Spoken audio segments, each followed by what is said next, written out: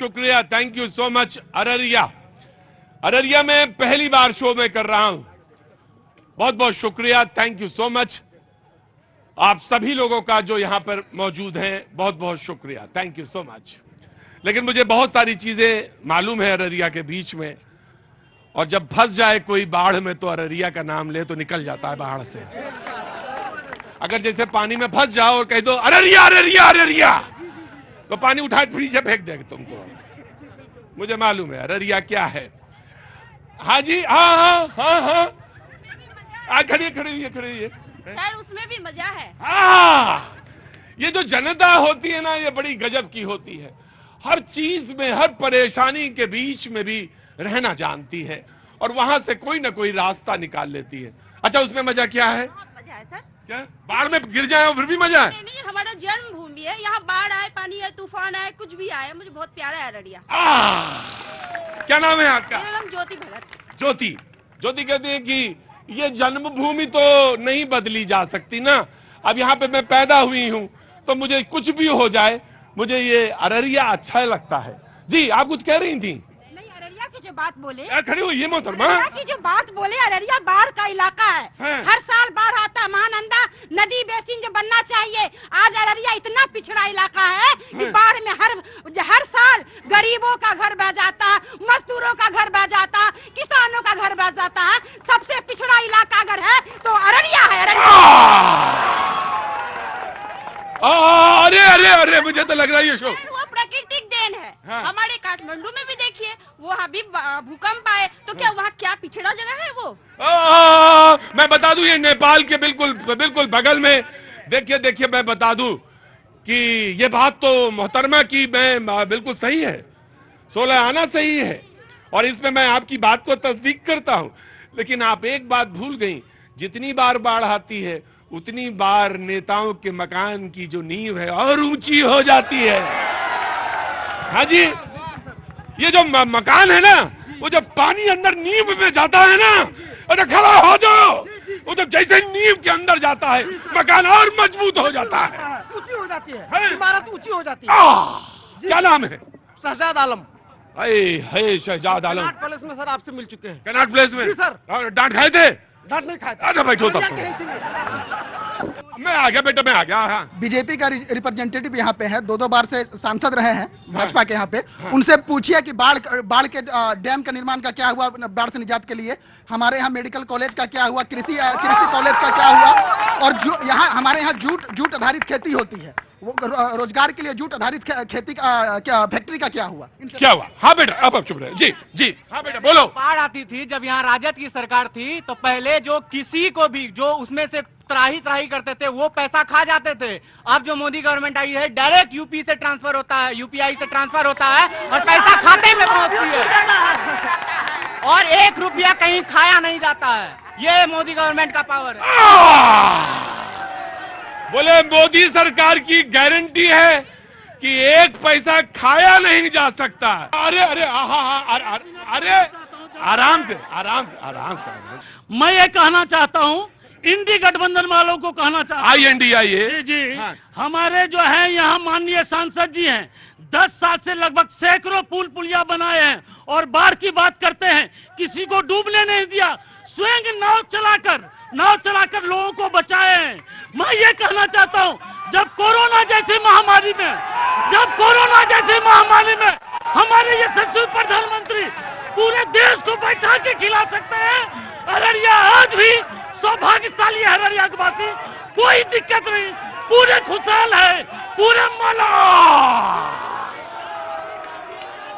अगले 40 second RJD के कि चुना जाए तो आपको चुना जाए, क्यों चुना जाए आपको? जी, अगले 40 सेकंड आरजेडी के। मैं अपने अररिया लोकसभा के स्थानीय मुद्दों पर बात रखूंगा। हमारा इलाका जो है पूरे भारत में पिछड़ा इलाका के नाम से जाना जाता है। अररिया लोकसभा इस दंश को झेल रही है। अब भी यहाँ का जो स्थानीय फसल है, उस फसल के आधार पर यहाँ पर कोई भी बड़ा उद्योग धंधे अब तक नहीं लगाए गए हैं। जो बाढ़ की बड़ी समस्या है, जो हमारा यहाँ का 4 विधानसभा है, फारबिसगंज, जो सिकटी, जोकीहाट, अररिया, हर वर्ष यहाँ का हजारों हेक्टेयर भूमि बाढ़ के कारण जमींदोज हो जाता है। मैं बाढ़ पीड़ित विधानसभा की बात कर रहा था। जी। जमींदोज हो जाता है। हाँ जी, नमस्ते। कैसी हैं आप? आरजेडी ने बोल दिया, आपको कुछ बोलना है? हम तो मोदी जी के दीवाने हैं। गजब है भाई। बोले हम तो मोदी जी, हम तो सोचे कुछ बोलेंगी। बोला जो दीवाना हो, जो और कुछ दिखता ही नहीं है मोदी जी के अलावा, कुछ नहीं दिखता है। वो जो करते हैं सब सही करते हैं। राहुल गांधी जिंदाबाद। हमको राहुल गांधी के अलावा कुछ नहीं दिखता है। हैं? राहुल गांधी के यहाँ अंदर आ, अंदर।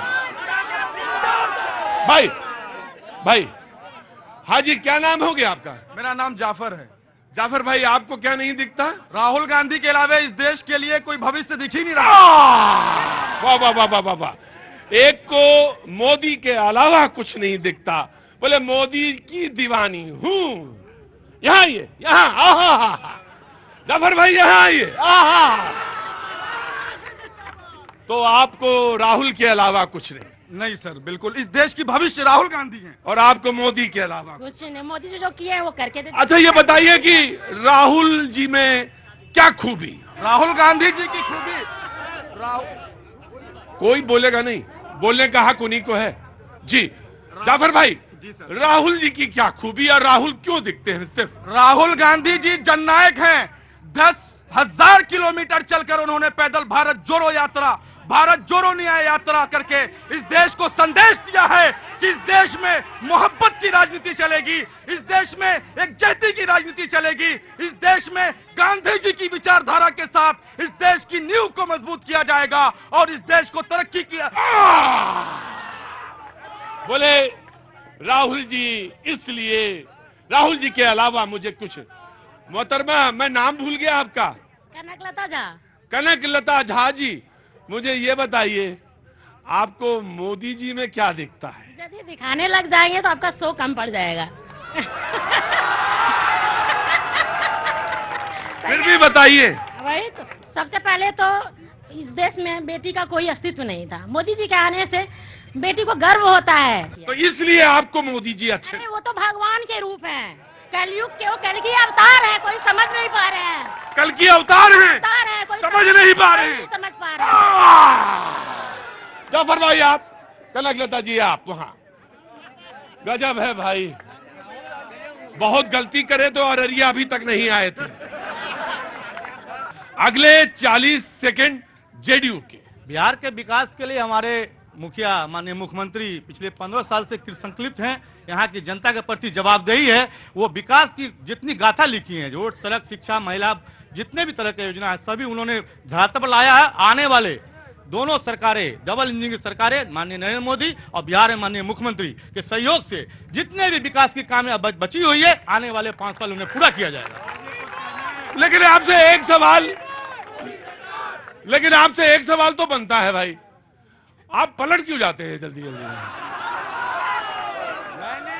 भाई देखो, शो करने दो, अगर मन ना लगे तो फिर हम बंद कर देते हैं, अच्छा नहीं लग रहा तो बंद करते हैं। आज अच्छा लग रहा है तो भाई आप ये बताइए कि आप पलट क्यों जाते हैं? लोग कहते हैं आप पलट जाते हैं। हमारे मुखिया माननीय नीतीश कुमार जनता के प्रति समर्पित है, विकास के प्रति कृतसंकल्पित है।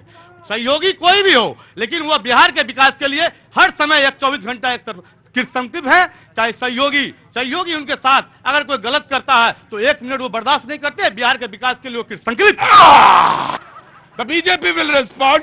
देखिए, हमारे प्रधानमंत्री जी 303 सीट लेने के बाद विकास की जो गाथा लिख रहे हैं, विभिन्न क्षेत्रों में देश का आर्थिक विकास हुआ है, देश का मान सम्मान बढ़ रहा है, देश का अंतरिक्ष के क्षेत्र में देश का मर्यादा बढ़ा है। पाकिस्तान और चीन को उसका औकात को पता चलाया गया है। G20 जैसे देशों का अध्यक्षता करने का मौका मिला है। भारत को आज दूसरे देश के प्रधानमंत्री पैर छूने का काम कर रहे हैं, नतमस्तक हो रहे हैं। और जहां तक बात है भ्रष्टाचार, करप्शन, परिवारवाद के खिलाफ हमारी पार्टी हमारी पार्टी कृत संकल्पित है और पटना, दिल्ली से लेकर के अररिया में भी हमारे जो सांसद जी हैं वो परिवारवाद से, उनके परिवार में किसी प्रकार का राजनीतिक कोई पृष्ठभूमि नहीं जब आप परिवारवाद कहते हैं तो किसकी तरफ इशारा कर रहे हैं? तरह कर रहे हैं। यहाँ से आरजेडी का जो प्रत्याशी हुए हैं वो भी परिवारवाद से ग्रसित हैं और उनके परिवार में पहले भी मंत्री हुआ करते थे, उन्हीं का बेटा हुआ और भविष्य भी तैयार हो रहा है। मैं ये कहना चाहता हूं अररिया के लोगों से, नेताओं से नहीं, क्योंकि हमारा उम्र लगभग 40 साल हो गया सर, लेकिन आज तक अररिया जिला में अगर वोटिंग हुआ तो सिर्फ धर्म के नाम पर वोटिंग हुआ। 70 साल तक लालू यादव को हमने भोगा, 70 साल तक, और लालू यादव के लोग आज कह रहे हैं कि हमारे यहाँ मेडिकल कॉलेज नहीं है। 70 साल से मेडिकल कॉलेज क्यों नहीं बना अररिया के अंदर में? एक मिनट, आज तक नहीं बना।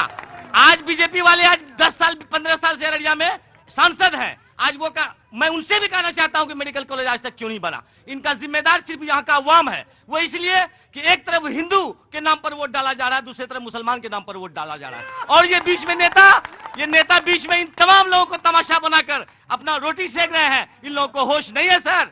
मैं कहना चाहूंगा नेताओं को छोड़िए, ऊपर चले ये सेंट्रल सरकार नेता, बड़ा नेता जिसको आप प्रधानमंत्री के अभी चुनाव जो होने जा रहा है वो प्रधानमंत्री का चुनाव होने जा रहा है। मैं कह रहा हूं कि नरेंद्र मोदी के जैसा विश्व के अंदर में कोई ऐसा नेता नहीं है। हमने इनका वजह यह है कि हमने अपनी आंखों से देखा है। हम जब बच्चे थे, पढ़कर जब घर जाते थे तो कोई गरीब आदमी आता था मुखिया के यहाँ कि सर जी साइन कर दो, मुझे 4 किलो अनाज लेना है। मुखिया साइन करके कागज पे देता था, फिर अनाज मिलता था। 2-2 महीना 3-3 महीना अनाज चोरी हो जाता था, बेच दिया जाता था। आज किसी डीलर के अंदर में हिम्मत है तो एक गरीब का आटा या चावल काट कर दिखा दे। तो मैं अगले 40 सेकंड रहमत भाई को देता हूं। मैं आज सीमांचल के मुद्दों पर बात करूंगा इतने बड़े मंच पर। सीमांचल के मुद्दों में मैं एक बात समझाने के लिए सीमांचल वासी को बोलूंगा। पत्ता पत्ता जख्म है, दर्द डाली डाली है, पूरा सीमांचल पुकार रहा है कौन हमारा माली है, कौन हमारा माली है। देखिए आज मुद्दा है सीमांचल का, और सीमांचल अररिया जिला जो है बिहार का सबसे पिछड़ा जिला में आया है। इसका जिम्मेदार कौन है? अगर इसका जिम्मेदार कोई है तो भारतीय जनता पार्टी है और आरजेडी है, क्योंकि प्रमुखता उन्हीं दोनों का इस जिले में है। विधायक बनते हैं, सांसद बनते हैं, और अभी जो सांसद हैं वो प्रदीप कुमार सिंह जी 10 साल नेतृत्व किए, और तस्लीम परिवार से फिर पुनः टिकट दिया गया है। हमारे ही पार्टी के विधायक थे, आरजेडी में जाकर बिक गए, अब फिर जो है अब सांसद का उम्मीदवारी लेने के लिए आए हैं। तो हम ये कहना चाहते हैं जो पैसे के लिए बिकता हो, जो अपनी जमीन बेच देता हो चंद रुपए के लिए, क्या विकास करेगा वो सीमांचल का। और मैं एक बात और बताना चाहता हूं, मैं 1 मिनट रोक दूं बस आपको। 40 सेकंड हमारे पूरे नहीं हुए हैं। सीमांचल में अररिया जिला में कोई मेडिकल कॉलेज नहीं, कोई महाविद्यालय नहीं, कोई अच्छी सड़क नहीं। सर बाढ़ के लिए कोई बेहतर प्रबंध नहीं किया इन लोगों ने आज तक, और सदन में सिर्फ जाते हैं कोई मोदी जी करते हैं, कोई राहुल जी करते हैं, और कोई कहते हैं लालू जी। कब तक भैया सीमांचल की जनता पिसती रहेगी? अब तो मुद्दों पर वोट होगा, ऑल इंडिया मजलिस इत्तेहादुल मुस्लिमीन को वोट दिया जाएगा। और आप एक बात बता दूं, सबने दिया है हमको चोट, सबके मन में है खोट, इसीलिए सीमांचल की जनता ने ठाना है अब अपनी पार्टी अपना वोट। बैरिस्टर असदुद्दीन ओवैसी जिंदाबाद। मेरा नाम अजय कुमार झा हुआ। झा साहब नमस्कार।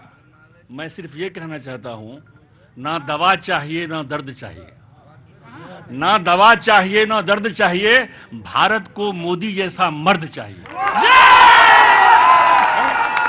और एक लाइन,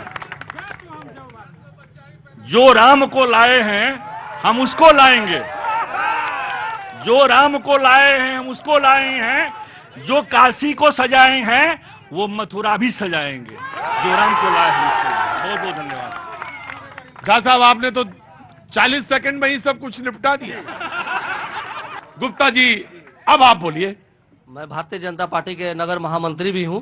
पहली बात, आज इतनी संख्या में महिला देख रहे हैं, ये 2004 के बाद ही दिखाई दे रही है। और जिस तरह मोदी जी कोरोना में काम कर रहे हैं, अब तक कर रहे हैं, वो आज तक किसी भी देश के प्रधानमंत्री ने नहीं दिखाया। उनमें दम है, और हमारे भारतीय जनता पार्टी के नरेंद्र मोदी जी प्रधानमंत्री है और रहेंगे भविष्य में। ठीक है, ओके।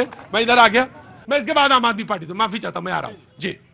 मेरा नाम शिव नारायण यादव हुआ, युवा राजद का जिला प्रवक्ता है। और हम ये कहना चाहूंगा, हम विकास की बात करना चाहूंगा कि जैसे मोदी जी कहे थे 2022 में किसी का भी गरीब का घर पक्का फूस का मकान नहीं रहेगा। आप यहाँ से 25-30 किलोमीटर गांव चल कर देखें, कहीं पर भी एक पक्का का घर दिखाई नहीं देता है, सबके घर में वही फूसका। आप जैसे बताएं अभी शौचालय के बारे में, हम तो मोदी जी का दीवाने हैं। कोई भी व्यक्तिगत आदमी किसी का दीवाना हो सकता है, लेकिन उसका चाल और चलित पर वो देश का प्रधानमंत्री है। और शौचालय क्या बात करते हैं, शौचालय जाके पंचायत में देखिए कहीं पर भी नहीं